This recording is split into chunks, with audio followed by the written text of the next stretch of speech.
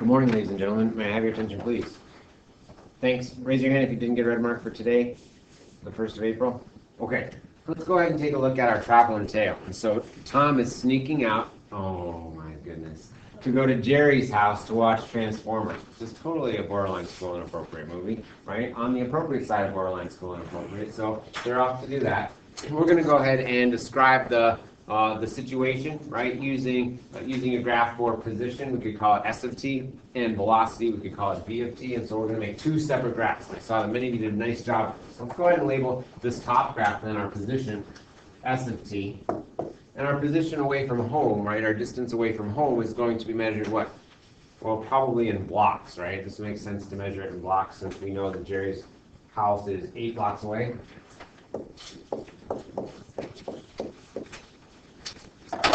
We also know that at 9 o'clock, right, at 9 o'clock, Tom's dad goes to bed, and then at 9:30 he sneaks out of the house, goes the 8 blocks to Jerry's house, and stays to watch the Transformers movie. And so it looks to me like if we let our x-axis be our time, and 9 p.m. be here, then we could go 10, 11, midnight, and then we could do 1 a.m., 2 a.m. for our purposes. And we'll go ahead and be at home. Our distance away from home at 9 o'clock is 0 blocks away from home. Then at 9:30, right, doesn't Tom sneak out and go to Jerry's house?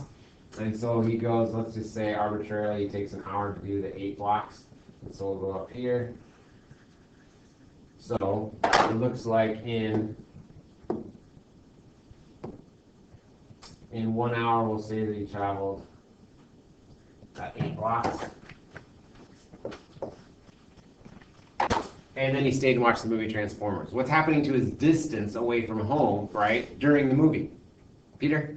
Remains constant. It remains constant at that 8 blocks away from home. He's not getting any farther away from home. He's not getting any closer to home. So that's going to be a horizontal line segment. And then at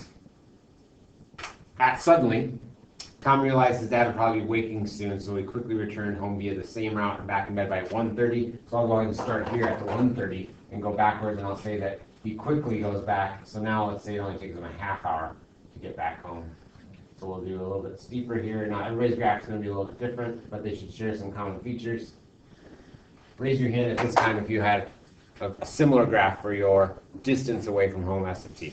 Great, let's do the same axis then, so we can compare our velocity versus our distance on time graph. So let's go ahead and do our 9 o'clock, 10, 11, 12, 1 a.m., 2 a.m. And this time, we'll have our vertical axis labeled not S of t for position or distance, we'll call it V of t for velocity. Recall that velocity is the rate of change in position with respect to time. And so to show that, we'll think about what that's going to look like. If we have our units here be not blocks, but blocks per hour,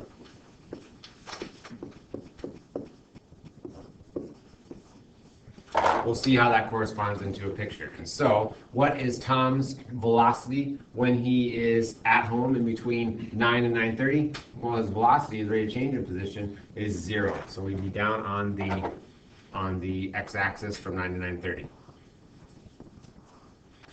Then, right, he goes towards Jerry's house, and we went ahead and drew a constant rate of change. That line segment there is going to show up as a constant velocity value. It looks like Tom traveled 8 blocks in 1 hour, so his velocity would be 8 blocks per hour. So we'd be up here, 8 blocks per hour, and then that would take 1 hour to do that. So we want to be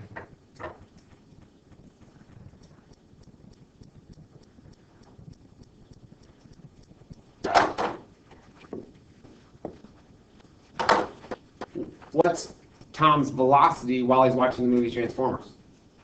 Paul? 0. 0. So we'd have to be down here on the x-axis again. So here we are. From 10:30 until 1 is when he suddenly realized. Very nice. And then his velocity, right, is the rate of change in position with respect to time. And it looks like his position was decreasing. His distance away from him was decreasing on that final time interval. Time t equals 1 a.m. to 1:30. And so where is that going to show up on my graph? Andrew? Below the x-axis, down negative. In fact, Tom went 8 blocks in a half hour, so his velocity would be negative, not 8, but 16, right? And so I'm going to be all the way down here at negative 16, and my little line segment's going to be from t equals 1 a.m. to 1:30. Pretty sweet. Awesome. Raise your hand if you had a similar velocity graph now. Similar velocity graph. We had positive values, negative values. Okay. So what's going on with these open circles here? How come I have open circles here, for example, at t equals 10:30? I've got an open circle on both of them. Go ahead and tell your partner, be ready to share with the class. Right? Why do I have open circles on my velocity graph endpoints?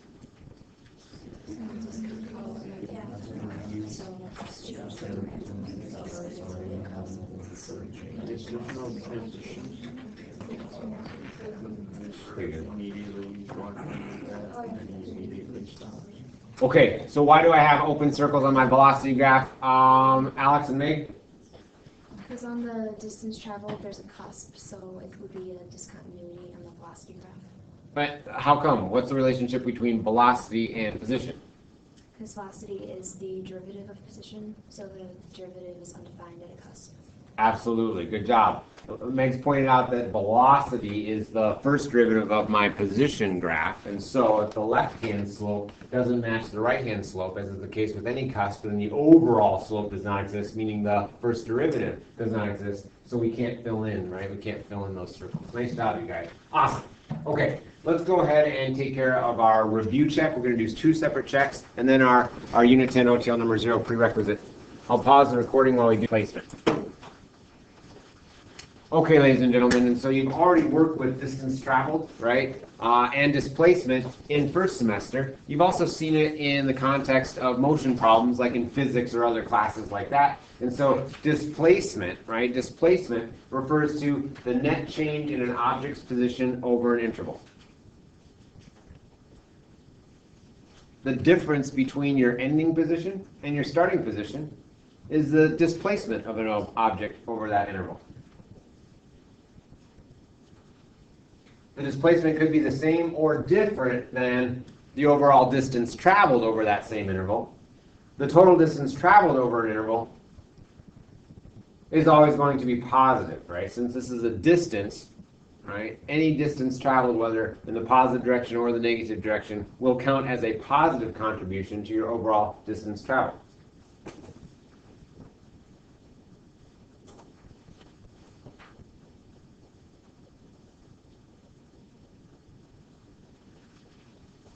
A simple example that points out the difference between displacement versus distance traveled would be Mr. Fritz is on the number line, and he's standing at, obviously, x equals 7, right? He's standing at x equals 7. So he walks to the right 3 units, 1, 2, 3. Now he's at x equals 10. And he walks back to the left 1 unit, and now he's at x equals 9, right? In the course of that time interval, his displacement, that is the difference between his ending position and his starting position, he started at 7, he ended up at 9, his displacement's what? Danny? 2. Positive or negative? Positive. 2. His position, right, increased overall from x equals 7 to x equals 9 over the course of this interval. How is that different than his displacement? I'm sorry, his distance traveled, rather? Well, his distance traveled, right, he went from x equals 7 up to x equals 10 for a distance traveled contribution of 3 units, and then another unit from x equals 10 to x equals 9, but we count that as a positive contribution to overall distance traveled. So he traveled how many units? 4. And so his displacement, too, is clearly different than his distance traveled 4. We're going to see how we can use calculus to do that in dealing with algebraic functions as well. So that's where we're headed. So in our travel and tail, what's your displacement over the time interval 9:30 to 1:30 a.m. versus what's your distance traveled over the time interval 9:30 to 1:30 a.m. Go ahead and tell your partner displacement versus distance traveled, and be ready to share your answers with the whole class.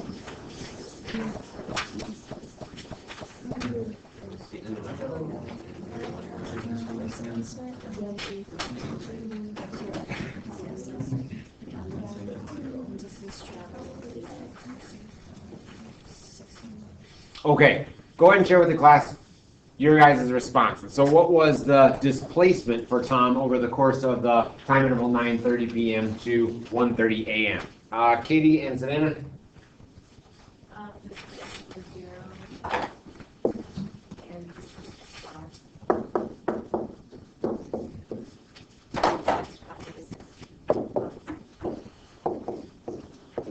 Awesome, thank you. Go ahead and raise your hand if you had 0 blocks for the displacement and 16 blocks for the distance traveled. Awesome. And so displacement was the difference between his starting and ending position, right? He ended up 0 blocks away from home. He started out 0 blocks away from home. 0 minus 0 is 0. That's different than his distance traveled. He traveled 8 blocks to Jerry's house. He traveled 8 blocks back home. That's a total distance traveled of 16 blocks. We'll get integrals involved today at the end of our activity. And so we've got distance versus displacement, 10-2 activity. Stamped eligible items include 1F, 2F, and 3. You also have an opportunity to begin working on OTL number 1 today, which is nice. We've got a calculator active question as we begin our AP exam prep. Kind of spiraling in some old concepts today. It's going to be some area and volume as part of your OTL. And you may remain in your groups because different people will be finishing at different times. When everybody's done with your 3 stamp, we'll come back together and we'll get our formulas prior to closure. So once again, 1F, 2F, 3. I'm going to go ahead and pause the recording. If you guys would scoot into your groups and get going right away, that'd be awesome. Okay, ladies and gentlemen, may I have your attention, please? Thank you. As a result of our activity now, we should have 2 different formulas, right? One that yields the displacement of an object over a time interval A to B, and one that yields the distance traveled of that object over the time interval A to B. And so, if we want to know the displacement, that is the net change in position of an object over interval A to B when we know its velocity, we can sum that up in a single integral statement. The displacement is equal to the integral of my velocity function with respect to time from A to B.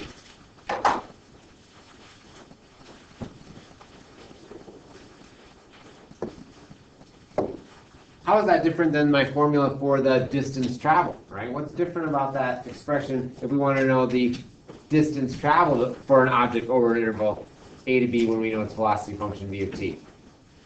Jake? Same thing as up top, except for absolute value bars around those beams. Nice. And so our distance traveled is still integrating velocity, but we want to make sure that any negative contribution is flipped over the x-axis and counts as a positive contribution. Therefore, we take the absolute value of my integrand velocity function, and that will ensure, right, that positive contributions remain positive and negative contributions are switched to positive. And so the integral from A to B of the absolute value of velocity with respect to time. Thank you, Jake. I want you to know if this is on a calculator allowed portion, please write the calculus statement, that is the integral of velocity from A to B with or without the bars, depending upon the context, and then you can use Math 9. You don't have to spend time finding an antiderivative function and evaluating with the upper limit, evaluating with the lower limit, subtracting in accordance with the fundamental theorem of calculus part 1, if it's on the calculator allowed portion. Write this to show the calculus, and then Math 9 it, and you're done. All right? Awesome. Now, this first part, displacement, the integral from A to B equals of velocity with respect to time. We know the relationship between velocity v of t and my position function s of t because Meg told us at the beginning of class. If you were going to do this by hand, right, by hand, I would find an antiderivative for velocity. What's an antiderivative for my velocity function in general, without t squareds or cubes? I'm just saying, what's the antiderivative function for velocity? Grace? The antiderivative. Oh. I don't know. So the derivative of velocity is acceleration, I agree. What if we went the other direction in on my ladder, right?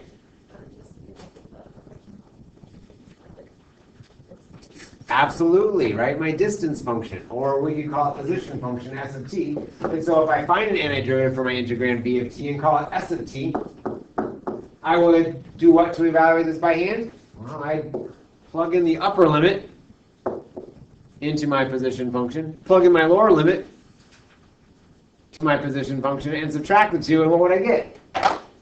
Well, I'd get S of B minus S of A. Isn't this the difference between my ending position and my starting position? Right, which is my definition of displacement. Awesome. All right, so in the context of our problem, displacement, right, was our integral from A to B of velocity with respect to time. For our picture, we have to take into account, right, the fact that this was a positive contribution on this time interval. The area of this rectangle is base times height was 1 times 8 equals 8. And this area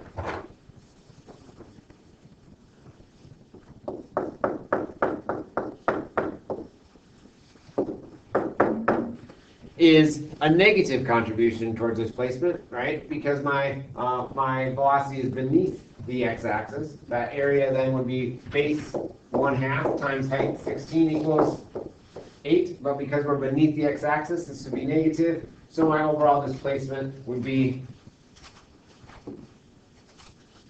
0, right? We did our ending position is -8 minus, our overall displacement then would be 0 versus distance traveled. We count that as a positive contribution in both cases. So we get the 16 because this -8 would now be a positive 8. 8 plus 8 is 16.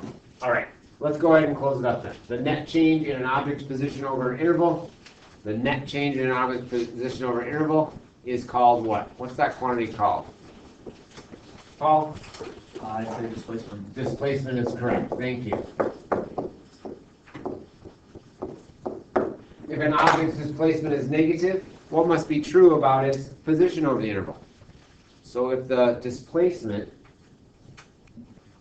were negative, what must be true about the position over that same interval? Ben?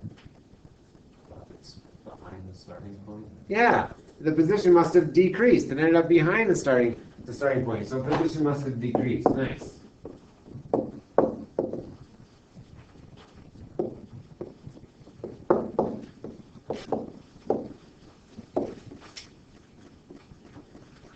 Awesome. And lastly, again for the first time, displacement is given by the integral of velocity over my interval from A to B versus distance traveled is given by the integral of the absolute value of velocity. Have a wonderful day, ladies and gentlemen. Good work. Madeline Hine, Kristen Miller, Tyler Bates, Professor